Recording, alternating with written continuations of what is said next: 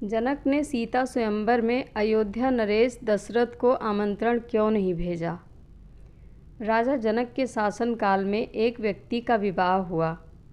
जब वह पहली बार सज संवर कर ससुराल के लिए चला तो रास्ते में चलते चलते एक जगह उसको दलदल मिला जिसमें एक गाय फंसी हुई थी जो लगभग मरने के कगार पर थी। उसने विचार किया कि गाय तो कुछ देर में मरने वाली ही है तथा कीचड़ में जाने पर मेरे कपड़े तथा जूते खराब हो जाएंगे। अतः उसने गाय के ऊपर पैर रखकर आगे बढ़ गया। जैसे ही वह आगे बढ़ा, गाय ने तुरंत दम तोड़ दिया तथा शाप दिया कि जिसके लिए तू जा रहा है उसे देख नहीं पाएगा। यदि देखेगा तो वह मृत्यु को प्राप्त हो जाएगी। वह व्यक्ति अपार दुविधा में फंस गया और गौ शाप से मुक्त होने का विचार करने लगा। ससुराल पहुंचकर वह दरवाजे के बाहर घर की ओर पीठ करके बैठ गया और यह विचार कर कि यदि पत्नी पर नज़र पड़ी तो अनिष्ट नहीं हो जाए। परिवार के अन्य सदस्यों ने घर के अंदर चलने का काफ़ी अनुरोध किया, किंतु वह नहीं गया और न ही रास्ते में घटित घटना के बारे में किसी को बताया। उसकी पत्नी को जब पता चला तो उसने कहा कि चलो, मैं ही चलकर उन्हें घर के अंदर लाती हूँ। पत्नी ने जब उससे कहा कि आप मेरी ओर क्यों नहीं देखते हो, तो भी चुप रहा। काफ़ी अनुरोध करने के उपरांत उसने रास्ते का सारा वृतांत कह सुनाया। पत्नी ने कहा कि मैं भी पतिव्रता स्त्री हूँ, ऐसा कैसे हो सकता है, आप मेरी ओर अवश्य देखो। पत्नी की ओर देखते ही उसकी आँखों की रोशनी चली गई और वह गाय के शाप बस पत्नी को नहीं देख सका। पत्नी पति को साथ लेकर राजा जनक के दरबार में गई और सारा वृतांत कह सुनाया। राजा जनक ने राज्य के सभी विद्वानों को सभा में बुलाकर समस्या बताई और गौ शाप से निवृत्ति का सटीक उपाय पूछा।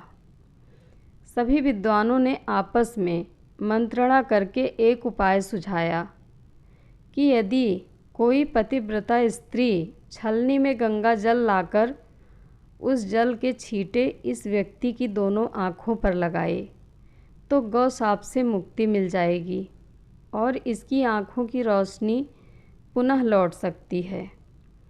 राजा ने पहले अपने महल के अंदर की रानियों सहित सभी स्त्रियों से पूछा तो राजा को सभी के पतिव्रता होने में संदेह की सूचना मिली। अब तो राजा जनक चिंतित हो गए। तब उन्होंने आसपास के सभी राज्यों को सूचना भेजी कि उनके राज्य में यदि कोई पतिव्रता स्त्री है तो उसे सम्मान सहित राजा जनक के दरबार में भेजा जाए। जब यह सूचना राजा दशरथ को मिली तो उन्होंने पहले अपनी सभी रानियों से पूछा। प्रत्येक रानी का यही उत्तर था कि राजमहल तो क्या, आप राज्य की किसी भी महिला, यहाँ तक कि झाड़ू लगाने वाली, जो कि उस समय अपने कार्यों के कारण सबसे निम्न श्रेणी की मानी जाती थी, उनसे भी पूछेंगे तो उसे भी पतिव्रता पाएंगे।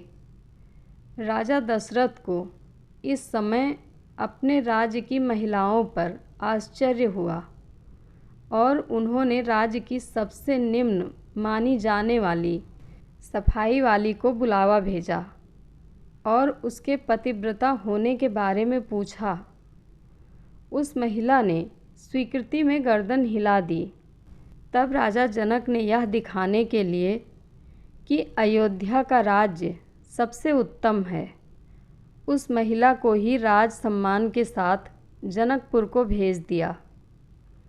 राजा जनक ने उस महिला का पूर्ण राजसी ठाट बाट से सम्मान किया और उसे समस्या बताई।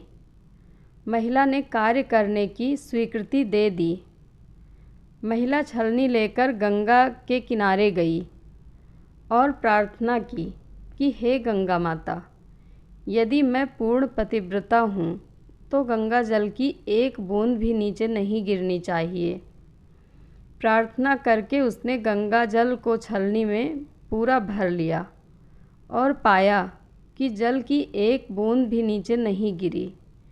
तब उसने यह सोचकर कि यह पवित्र गंगा जल कहीं रास्ते में छलक कर नीचे नहीं गिर जाए, उसने थोड़ा सा गंगा जल नदी में ही गिरा दिया और पानी से भरी छलनी को लेकर राज दरबार में चली आई। राजा और दरबार में उपस्थित सभी नर नारी यह दृश्य देखकर आश्चर्यचकित रह गए तथा उस महिला को ही उस व्यक्ति की आँखों पर छींटे मारने का अनुरोध किया और पूर्ण राज सम्मान देकर काफ़ी पारितोषिक दिया। जब उस महिला ने अपने राज्य को वापस जाने की अनुमति मांगी तो राजा जनक ने अनुमति देते हुए जिज्ञासावश उस महिला से उसकी जाति के बारे में पूछा। महिला द्वारा बताए जाने पर राजा आश्चर्यचकित रह गए। सीता स्वयंवर के समय यह विचार कर कि जिस राज्य की सफाई करने वाली इतनी पतिव्रता हो सकती है तो उसका पति कितना शक्तिशाली होगा। यदि राजा दशरथ ने उसी प्रकार से किसी व्यक्ति को स्वयंवर में भेज दिया तो वह तो धनुष को आसानी से संधान कर सकेगा और कहीं राजकुमारी किसी निम्न श्रेणी के व्यक्ति को न वर ले।